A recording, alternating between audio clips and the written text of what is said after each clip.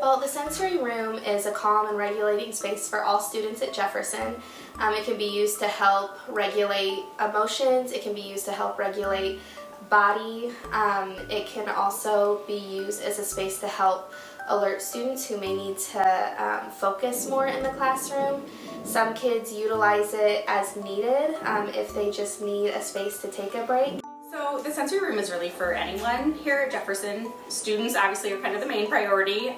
We have some students who come down regularly every day, sometimes multiple times a day for scheduled breaks to kind of circumnavigate having some of those bigger blow-ups later in the day or dysregulation later in the day. Students who are dysregulated can come down on an as-needed basis, and then also staff, if they want to come down and just get away from the chaos of their day, they're welcome to use it too.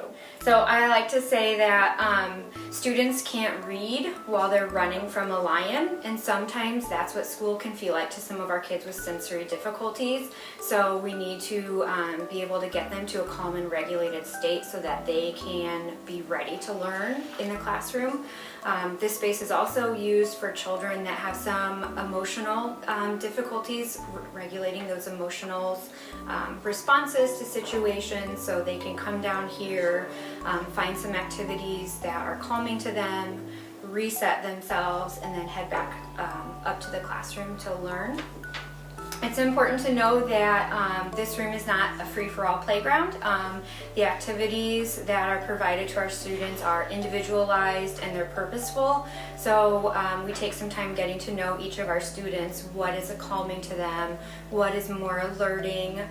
So while some students may be able to come in and jump and crash on the crash pad, and that helps calm their system, that might be highly alerting to other students. So we develop individual plans or activities for each student so that when they come in, they've got activities that are going to help them to be able to regulate themselves and then return to classroom calmer and more regulated than they were when they came in. You know, our brains are designed to regulate our responses to the body's sensory experiences. So what we feel, touch, hear, taste, and there's a couple other senses as well. Vestibular, it deals with the inner ear and it involves balance, movement, coordination. It gives us gravitational security. So in certain positions, I feel like I'm not going to fall and things like that. Proprioception, it's detected by receptors in the joints and muscles, and that involves, it tells us our body where it is in space, how to move and how much force to use. I am able to just pick up a cup of coffee and drink it, and my body automatically knows how much force to use. And then there's the interoception sense. That is kind of our internal sense. So do we feel hot? Do we feel cold? Do we feel sick or hungry? Do we need to use the restroom? And for a lot of people and children, that those senses are just part of their everyday life and they don't think about them too much. The link between our brain and how our bodies react to those exterior senses is called sensory integration. And so for some of our students with autism diagnosis, they have difficulty with that sensory integration. Schools can be really overwhelming to some kids with sensory difficulties. There's a lot of people in small spaces. There's a lot of visual things to look at. There's a lot of smells with the cafeteria, a lot of noise. So this sensory room gives them a space to kind of reset their sensory systems a little bit. You know, some students need more sensory stimuli in certain areas. Some students need less sensory stimuli to kind of calm and regulate. So this gives them a place to kind of come down, get what they need so that they are able to return to a calm and regulated state so they can learn.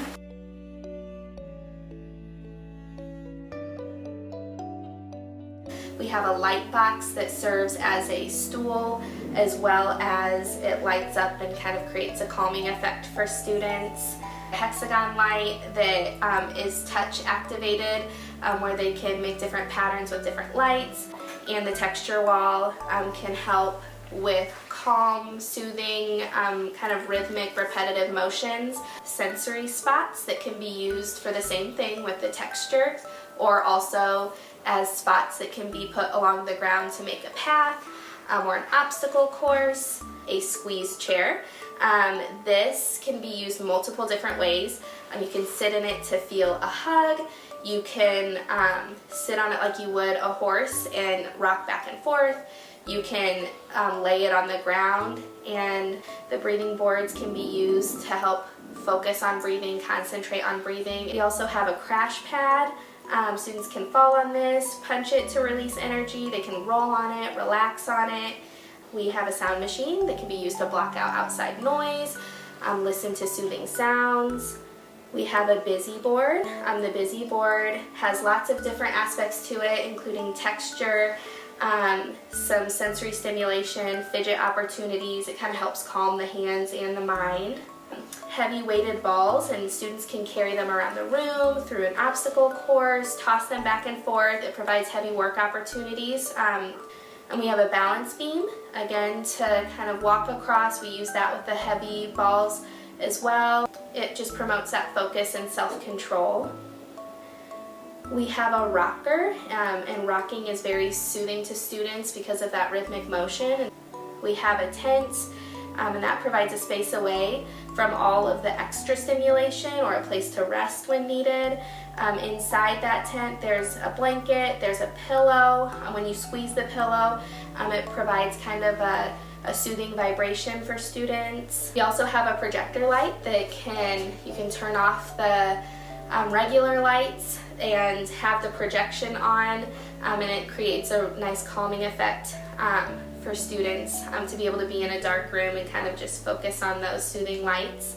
We also have a cloud light over our tent that has a similar effect. We have a magnet board and a whiteboard where kids can draw and maybe spell out how they're feeling with magnets or drawing on it.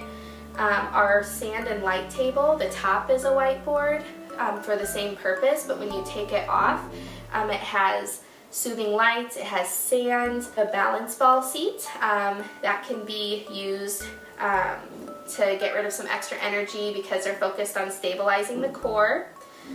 We have a tunnel that can be used for students to crawl through to assist in that burning of energy. Our sensory floor tiles are a favorite of everyone. And we have a weighted blanket for deep pressure, and we also have an emotional regulation animal. It kind of vibrates and emulates a heartbeat to provide comfort and rhythm for calming students. We have our inflatable canoe. Students can sit in the canoe and receive a squeeze or pressure. We have a bounce board. Students can jump on this like a trampoline. A cabinet that has all different kinds of sensory boxes and sensory bottles. We have a swing, two different kinds of swings, a platform swing as well as a fabric swing. We have a sensory path along the wall that changes each season but gives students a path to follow. And then we finally have our timer, which helps to keep students focused on their regulation, making sure that they can get back to class in a good amount of time as well.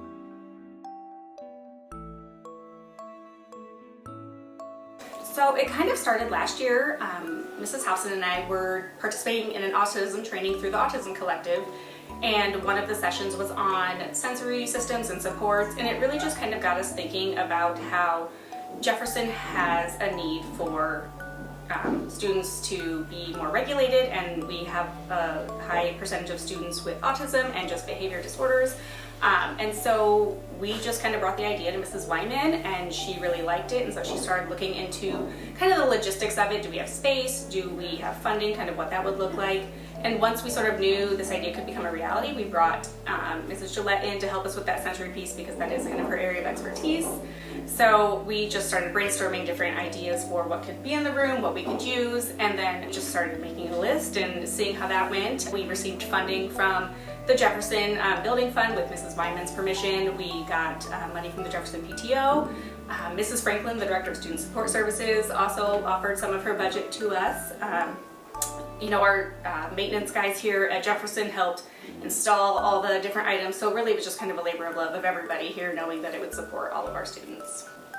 Focusing on students' social emotional needs has been an initiative that the district has taken this year, and so our district administration has also been really supportive of the project, and as well as our school board. They all got to come and tour when Jefferson had their school board meeting, and everybody came down and got to see the different opportunities our students have to help with their regulation here.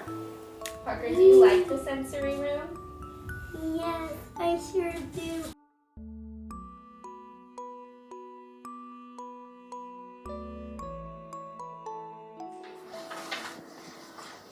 And how does the sensory room help you every day? It lets me calm down so where I can go back to class and learn.